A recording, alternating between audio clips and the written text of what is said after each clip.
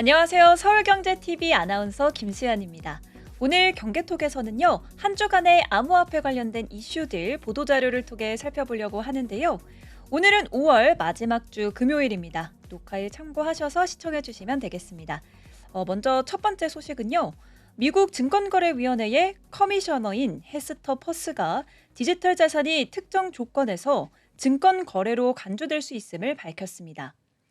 퍼스 커미셔너는 네바다주 라스베이거스에서 열린 비트코인 2025 컨퍼런스에서 연설하면서 디지털 자산이 증권법 적용을 받는지의 여부는 자산 자체보다는 거래의 성격에 더 달려 있다고 설명했습니다.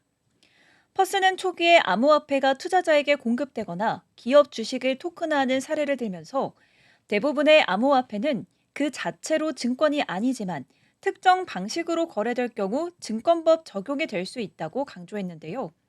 이에 따라 그는 명확한 규제 지침의 필요성을 언급했습니다.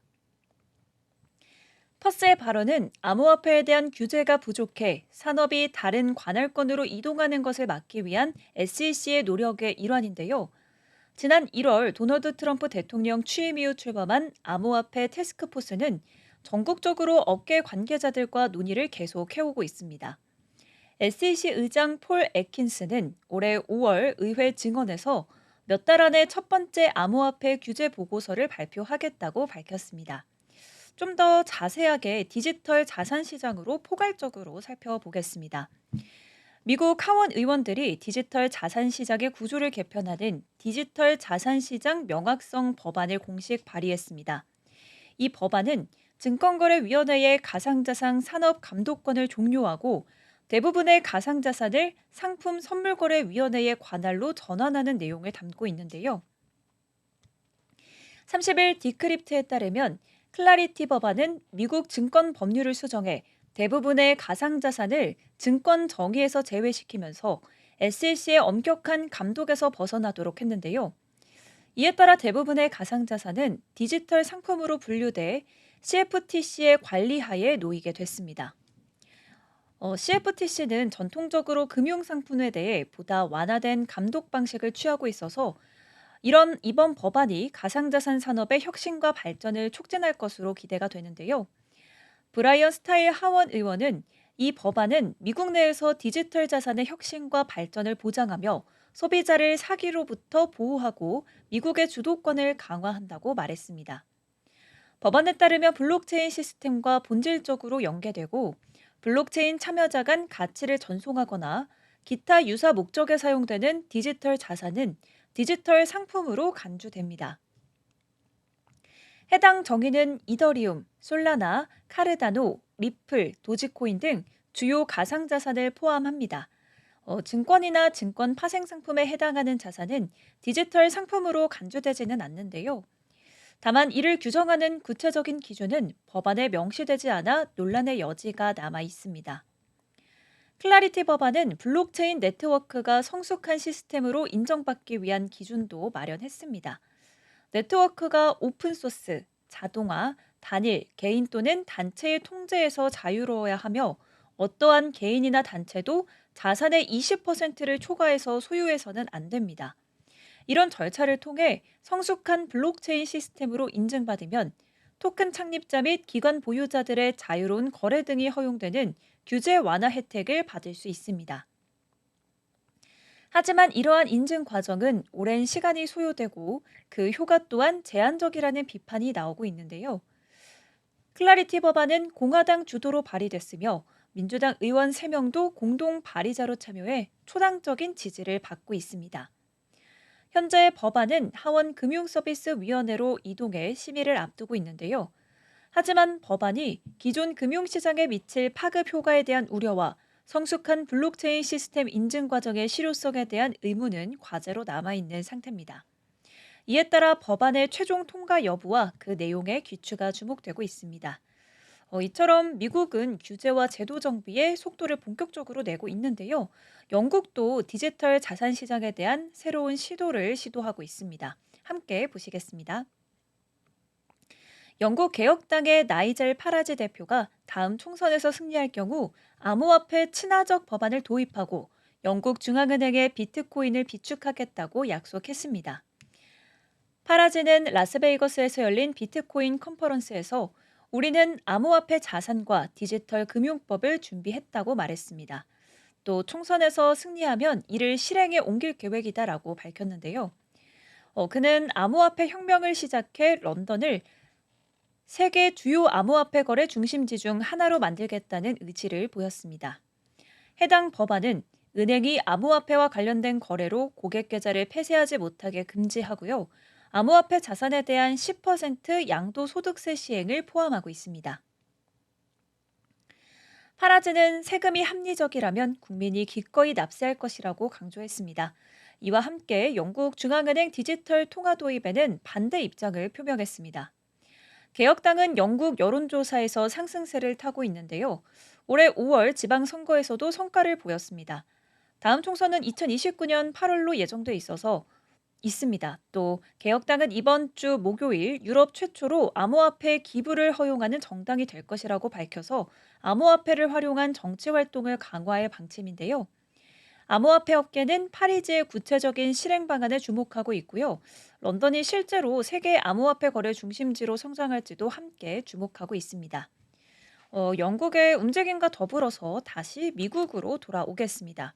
아까는 암호화폐, 디지털 자산에 관한 규제 제도 정비 등에 대한 이야기를 해봤는데요. 이번엔 비트코인 관련 소식입니다. 미국은 이미 상당한 양의 비트코인을 확보한 것으로 알려져 있죠. 함께 살펴보겠습니다. 미국 정부의 암호화폐 비축량 대부분이 비트코인인 것으로 나타났습니다. 크립토폴리탄과 체이널 리시스에 따르면 미국은 약 209억 달러 규모의 암호화폐 중 204억 달러를 비트코인으로 보유하고 있습니다. 나머지 3%는 이더리움과 스테이블 코인을 포함합니다. 이 데이터는 미국 정부가 트럼프 대통령의 행정명령에 따라 공개가 됐습니다. 트럼프 대통령은 국가 암호화폐 비축 전략을 수립하면서 리플, 솔라나, 카르다노를 포함하지 않았는데요. 대신 비트코인을 디지털 금으로 간주해서 전략적 비트코인 비축고를 설립하고 기타 압수된 암호화폐는 미국 디지털 자산 스톡파일에 보관합니다. 업계 반응은 엇갈리고 있습니다. 이더리움 공동 창립자 비탈릭 부테리는 정부의 암호화폐 보유가 암호화폐의 본래 목적을 훼손할 수 있다고 경고했습니다. 반면 일부 주는 자체 암호화폐 비축고를 설립하고 있고요.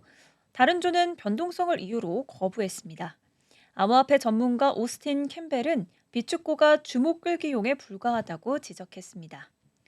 이렇게 미국, 영국 등 국가 차원의 암호화폐 전략을 속속 살펴봤는데요. 이제는 축구팀도 비트코인을 들고 뛰어야 하는 시대가 왔습니다. 스포츠 업계에서도 변화가 감지되고 있습니다. 유럽 축구 명문 클럽 파리 생제르맹이 비트코인 준비금을 도입한다고 발표했습니다. 이 소식은 라스베이거스에서 열린 비트코인 2025 컨퍼런스에서 전했는데요. PSG는 세계 최초로 비트코인을 재무 준비금으로 채택한 스포츠 클럽이자 스포츠 단체가 됐습니다. PSG는 현재 프랑스 리그 1 챔피언이고요. 다음 주 열리는 UEFA 챔피언스 리그 결승전에 출정할 예정입니다. PSG 랩스의 수장인 파 헬고소는 작년에 비트코인을 재무 기록에 포함했습니다. 기존 법정화폐 준비금을 비트코인으로 일부 전환했고요. 지금도 여전히 보유 중입니다. 스포츠 생태계에서 가장 큰 플레이어로 이러한 결정을 내렸다라고 말했는데요. 클럽 대변인은 PSG의 팬 중 80%가 34세 이하라는 점을 강조하면서 신세대 금융 트렌드를 적극적으로 받아들이고 있다고 설명했습니다. 한편 이번 주 초 미국 상장사 게임스탑은 대규모 비트코인 구매를 발표하면서 13번째로 큰 기업 비트코인의 보유자가 됐습니다. 기관들의 비트코인 도입이 가속화되면서 비트코인은 지난주 11만 1,800달러로 사상 최고치를 기록을 했습니다. 다만 최근 고래들의 차익 실현으로 인해서 비트코인은 이후 5% 이상 하락한 상태입니다. 뒤에서 이 비트코인 흐름은 더 자세히 살펴보도록 하겠습니다. 이런 유럽의 스포츠 클럽 사례뿐 아니라 아프리카와 중앙아시아 국가들 역시 블록체인 기술을 앞세워 투자 유치에 나서고 있습니다. 토지에 토큰을 붙이고 도시를 통째로 실험실로 만들기도 했는데요. 어떤 내용인지 함께 살펴보겠습니다. 네, 중앙아프리카 공화국이 대통령령을 통해 1,700헥타르의 토지를 CAR 코인으로 토큰화하기로 하면서 투자자들의 관심을 끌고 있습니다. 파스탱 아르샹주 투아데라 중앙아프리카 공화국 대통령은 국가 토지를 솔라나 네트워크에서 CAR 코인으로 토큰화할 예정이라고 발표했는데요. 토큰화된 토지는 2025년 6월부터 CAR 코인 소유자만 접근할 수 있습니다. 투아데라 대통령은 토지 사용권을 CAR 코인을 통해 온라인에서 접근할 수 있게 해서 접근성과 투명성을 높이겠다고 전했는데요. CAR 밈코인은 최근 2주간 암호화폐 시장 약세에서도 강세를 유지했습니다. 코인 피디아에 따르면 CAR 코인은 최근 0.053달러로 17% 상승했습니다. CAR 코인의 시가총액은 약 5,400만 달러고요. 하루 평균 거래량은 약 920만 달러입니다. 이는 최근 2달 동안 300% 이상 상승한 건데요. 투자자들의 관심을 한몸에 받고 있는 상황입니다. 반면 비트코인 등 암호화폐 시장은 약간의 조정 장세를 거치면서 시가총액이 3%가량 하락했습니다. 그러나 CAR 코인의 급등은 암호화폐 시장의 회복 가능성을 시사하면서 긍정적인 신호로 해석이 되고 있습니다. 이어서 카자흐스탄입니다. 이 카자흐스탄이 디지털 자산을 활용한 결제 실험을 하기 위해서요, 크립토시티라는 파일럿 존을 조성할 계획을 발표했습니다. 카심 조마르트 토카예프 대통령의 공식 웹사이트에 따르면 이 프로젝트는 디지털 자산을 위한 규제 샌드박스 내에서 실시가 됩니다. 토카예프 대통령은 2025년 아스타나 국제포럼에서 우리는 크립토시티라는 혁신적인 파일럿존을 만들어서 암호화폐를 상품과 서비스 결제뿐만 아니라 다양한 방면에서 활용할 계획이다라고 밝혔는데요. 정부와 규제당국은 파일럿 존을 위한 적합한 지역을 선정 중이고 디지털 개발부 제슬란 마디예프 장관은 새로운 도시 알라타우를 가장 적합한 장소로 언급했습니다. 알라타우는 과학연구기관들이 위치한 특화된 경제구역인데요. 디지털 자산과 관련된 새로운 파일럿 존을 추가해 시너지를 창출할 것으로 기대를 모으고 있습니다. 마디예프 장관은 디지털 자산이 레스토랑, 카페, 부동산 결제 및 투자 수단으로 사용될 수 있을 것이라며 프로젝트가 지역 경제 성장을 촉진하기를 기대한다고 말했습니다. 카자흐스탄은 최근 몇 달간 디지털 자산 관련 다양한 계획을 발표하면서요, 산업에 적극적으로 나서고 있습니다. 중앙은행 디지털 화폐 파일럿 프로젝트도 성공적으로 진행 중인데요. 이처럼 전 세계가 디지털 자산 도입에 속도를 내고 있는 가운데 국내에서도 관련 법안 제정을 요구하는 목소리가 커지고 있습니다. 우리나라에서도 디지털 자산 기본법을 만들어달라는 시민 운동이 시작됐습니다. 디지털 자산 기본법 제정을 촉구하는 시민 참여 서명 운동이 확산되고 있는데요. 30일 업계에 따르면 블록체인 기술과 디지털 자산 시장 발전을 위한 법 제정을 요구하는 서명 운동이 라텔 프로젝트 주도로 시작됐습니다. 라텔은 디지털 자산 법제화를 토론하고 입법 운동을 벌이는 프로젝트입니다. 라텔은 ICO 허용, 원화 스테이블 코인 육성, 코인 성장과 상패 기준 투명화, 이용자 보호 등 디지털 자산 산업 육성을 위한 기본법이 필요하다면서 시민 참여 서명 운동을 벌이고 있습니다. 현재는 대선을 앞두고 있는데요. 각 후보들이 디지털 자산에 관심 있는 유권자들에게 공약으로 구애를 하고 있지만 정책 구체화를 위해서 법 제정이 필수적이라는 주장입니다. 더불어민주당에서는 민병덕 의원실을 중심으로 디지털 자산 기본법 제정을 위한 여론 수렴을 마무리하고 법안 설계에 들어간 것으로 알려졌는데요. 국민의힘에서도 비트코인 등 암호화폐 현물 ETF 허용 등을 공약으로 제시했습니다. 라텔 프로젝트 관계자는 대한민국 블록체인 산업 생태계를 위해서는 디지털 자산 기본법이 반드시 만들어져야 한다면서 미국 달러 기반의 스테이블 코인이 통화 주권을 위협하는 상황에서 탁상 공론만 할 수는 없다고 말했습니다. 이 같은 움직임은 단순한 관심을 넘어서 암호화폐가 실제로 사용되는 범위가 점점 넓어지고 있음을 시사하고 있습니다. 전 세계적으로 얼마나 많은 나라에서 정부뿐 아니라 기업, 산업 등이 암호화폐를 사용하는지에 관해 알아보도록 하겠습니다. 전 세계적으로 암호화폐 사용이 급증하면서 금융과 상업 분야에서 새로운 기준을 형성하고 있습니다. 29일 데일리 호들에 따르면 2024년 12월 기준 암호화폐 사용자 수는 6억 5,900만 병에 이르렀고요. 2025년에는 약 30% 증가할 것으로 전망하고 있습니다. 이러한 변화는 경제 필요성과 금융 혁신이 주도하고 있는데요. 인도, 인도네시아, 나이지리아, 미국, 베트남이 주요 선도국으로 부상했습니다. 신흥시장에서는 암호화폐가 인플레이션 방어 수단, 송금 간소와 금융 접근성 확대로 기능하고 있는데요. 미국에서는 기관 투자와 규제 변화가 성장을 촉진하고 있습니다. 나이지리아와 베트남에서는 개인 간 거래가, 베트남과 인도네시아에서는 블록체인 게임이, 인도와 인도네시아에서는 핀테크 확장이 암호화폐 활용률을 높이고 있습니다. 이에 따라 기업들은 암호화폐 결제를 수용하는 것이 점점 더 중요한 과제가 되고 있는데요. 거래 수수료 절감, 빠른 결제 처리, 글로벌 고객 접근성, 블록체인 기술을 활용한 보안 강화가 암호화폐 결제의 중요 장점으로 꼽히고 있는 상황입니다. 암호화폐 결제 솔루션 선택 기준으로는 비트코인, 이더리움, 스테이블코인 등 디지털 자산 지원 여부, 법정 화폐로의 빠른 전환 가능 여부, 전자상 거래, SAS, 고위험 산업 지원 여부, 플랫폼 호환성, 트랜잭션 수수료와 정산 시간 비교, 안전한 거래를 위한 KYC와 AML 도입 상태 등이 고려됩니다. 코인스페이드의 크립토 프로세싱은 낮은 거래 수수료, 다중 통화 지원, 다양한 플랫폼과의 통합 등의 장점을 제공하면서 모든 규모의 기업에 적합합니다. 마이크로소프트, 쇼피파이, 아마존 같은 선도 기업들이 암호화폐를 결제 수단으로 도입하고 있죠. 2023년 기준 전 세계 15,000개 이상의 기업과 미국 내 2,300개 이상의 회사가 이 흐름에 동참하고 있는데요. 디지털 통화가 표준적으로 자리 잡은 환경에서 암호화폐 결제 도입은 기업의 경쟁력 강화와 성공적 운영을 위한 전략으로 주목받고 있습니다. 이처럼 사용이 늘어나면서 비트코인의 역할도 진화하고 있습니다. 단순한 투자 자산을 넘어 이제는 글로벌 경제의 지표로까지 평가받고 있는데요. 함께 살펴보시겠습니다. 비트코인이 글로벌 거시경제 자산으로 자리 잡고 있다는 전문가 분석이 나오고 있습니다.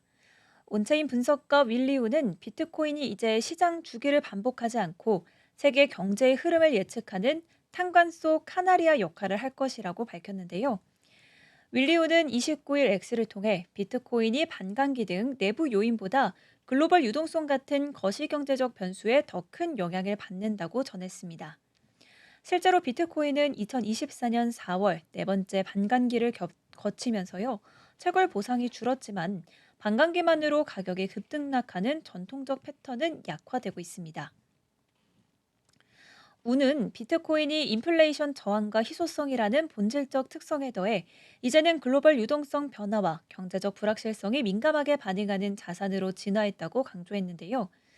그는 비트코인이 새로운 거시경제 자산으로 자리 잡았고 분산화된 특성과 가치 저장 기능으로 글로벌 경제 예측의 중요한 지표가 됐다고 설명했습니다. 하지만 그만큼 가격 변동성도 커지고 있어서요. 투자자들은 긴장의 끈을 놓기는 어렵습니다. 최근 비트코인 등 암호화폐 흐름을 살펴보기 전에 변동성 우려가 커졌던 코인 흐름부터 비트코인 흐름부터 살펴보겠습니다. 30일 오늘 암호화폐 파생 시장에서 24시간 동안 7억 2,502만 달러의 청산이 발생했습니다. 이 중 6억 2,783만 달러가 롱 포지션에서 나왔고요. 숏 청산은 9,719만 달러에 그쳤습니다. 가격 하락 속에서 롱 포지션 손절이 집중되면서 투자 심리에 부정적인 영향을 미쳤는데요. 코인글래스에 따르면 이날 오전 10시 전일 대비 2.01% 하락한 10만 5,857.8달러의 비트코인이 거래가 됐고요. 2억 573만 달러 규모의 롱 청산이 발생했습니다. 1시간 단위로만 봐도 약 8,637만 달러의 롱 포지션이 정리되면서 단기 급락 구간이 있었음을 시사했습니다. 같은 기간 숏 포지션 청산은 6,182만 달러에 그쳐서 하락 구간에서의 롱 청산 우위가 뚜렷했습니다. 이더리움은 2,603.89달러로 3.83% 하락을 기록했고요. 이때 총 1억 662만 달러의 롱 청산과 4,506만 달러의 숏 청산이 각각 기록했습니다. 이 역시 롱 포지션 중심의 손실 정리가 두드러졌는데요. 알트코인 중에서는 솔라나의 낙폭이 가장 컸습니다. 솔라나는 5.36% 하락해서 163.85달러를 기록했고요. 약 3,157만 달러의 롱 청산이 발생했습니다. XRP와 도지도 각각 4.4%, 4.04%, 7.16% 하락을 기록했습니다. 두 종목 모두 2천만 달러 이상의 롱 청산이 확인됐고요. 특히 도지코인은 변동성이 컸던 탓에 1시간 내 롱 청산만 1,184만 달러에 달해서 단기 하락 압력이 강하게 작용했음을 보여줬습니다. 이 청산맥 색상 분포 역시 초록 계열이 강하게 나타내면서요. 전반적인 롱 포지션 청산 우위를 재차 확인시켜줬습니다. 이는 가격 하락 압력이 지속되면서 시장이 레버리지를 축소하는 방향으로 움직이고 있음을 의미하는데요. 가장 큰 단일 청산은 OKX의 비트코인 USDT 무기한 선물 시장에서 발생했고요.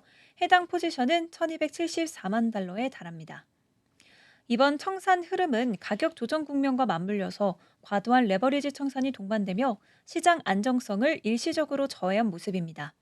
그러나 대규모 롱 정리가 마무리되는 국면에서는 반등 시도 역시 배제할 수 없다는 분석도 함께 나오고 있습니다. 그럼 비트코인을 조금 더 자세하게 살펴보겠습니다. 비트코인 가격 하락에 대해서 많은 전문가들이 우려의 입장을 내놨는데요. 비트코인 가격이 10만 5천 달러대 정도로 하락을 기록했습니다. 유명 암호화폐 분석가의 경고에 따라서 투자자들의 주의가 요구되고 있는 상황인데요. 암호화폐 거래자 알리 마르티네즈는 소셜미디어 플랫폼 X를 통해 자신의 13만 8,700명의 팔로워들에게 현재 비트코인이 거래 범위 하단인 10만 6,800달러를 깨면 깊은 조정을 겪을 수 있다고 밝혔습니다. 그는 비트코인이 여전히 거래 범위에 갇혀 있지만 모든 시선이 10만 6,800달러 지지선에 집중돼 있다고 말했는데요. 이 수준이 붕괴되면 변동성이 더욱 증가할 수 있다는 경고입니다. 마르티네즈는 지난 한 달 동안 3만 개 이상의 비트코인이 거래소에서 유출된 사실을 언급하면서 이는 투자자들의 축적 모두에 들어갔다는 신호라고 설명했습니다. 그는 시장에서 추정 레버리지 비율이 빠르게 증가하고 있다는 점도 강조하면서 트레이더들이 점점 더 높은 위험을 감수하고 있다는 신호라고 말했는데요. 비트코인 고래들이 최근 상승세로 막대한 수익을 실어냈고 추가 상승 여력은 있지만 신중해야 할 때라는 분석도 덧붙였습니다. 마르티네즈에 따르면 비트코인 거래자들은 평균 27%의 수익을 기록하고 있고요. 역사적으로 수익이 40%를 초과할 때 과열 신호가 나타난다고 말했습니다. 비트코인과 금은 둘이 자주 묶여서 나오곤 하는데요. 암호화폐 중 가장 안전자산으로 불리는 비트코인과 대표적 안전자산인 금의 가격 흐름을 같이 보곤 하는데요. 이 두 개를 함께 결합한 펀드가 출시될 예정이라고 합니다. 미국 투자은행 켄터피트 제네럴드가 비트코인과 금을 결합한 펀드인 켄터피츠 제럴드 골드 프로텍티 비트코인 펀드를 출시한다고 발표했습니다. 브랜드 루트리 컨테피츠 제너럴드 최고 경영자는 29일 비트코인 2025 컨퍼런스에서 펀드 설계 취지를 밝혔는데요. 그는 세상에서 여전히 비트코인을 두려워하는 사람들이 많다며 우리는 그들을 디지털 자산 생태계에 데려오고 싶다고 말했습니다. 이어서 이 펀드는 세상에서 가장 멋진 상품 중 하나가 될 것이라고 강조했는데요. 이 펀드는 앞으로 몇 주 안에 투자자들에게 공개가 되고요. 5년간 운용이 될 예정입니다. 투자자들은 비트코인 가격이 오를 때는 그 수익을 온전히 누릴 수 있고 하락 시에도 금 가치에 기반해서 투자금을 보호받을 수 있습니다. 즉 비트코인 가격이 떨어져도 투자금은 금 가치에 맞춰서 1대1로 보장이 되는 건데요. 켄터피츠 제럴드는 최근 비트코인 담보대출 서비스를 론칭하면서 디지털 자산 금융시장에서 입지를 강화하고 있습니다. 이번 펀드 출시는 디지털 자산 시장에 대한 기관 투자자들의 관심이 높아지고 있는 가운데 보수적인 투자자와 기관 자금까지 시장에 유입시키려는 전략으로 해석되고 있습니다. 비트코인 얘기를 한 김에 가볍게 짚고 넘어가 볼 만한 기사 가지고 왔습니다. 이번엔 테더가 비트코인과 금을 대량 보유하고 있다는 소식인데요. 테더의 CEO 파울로 아르도이노가 2025 비트코인 컨퍼런스에서 10만 개 이상의 비트코인과 50톤 이상의 금을 보유하고 있다고 밝혔습니다.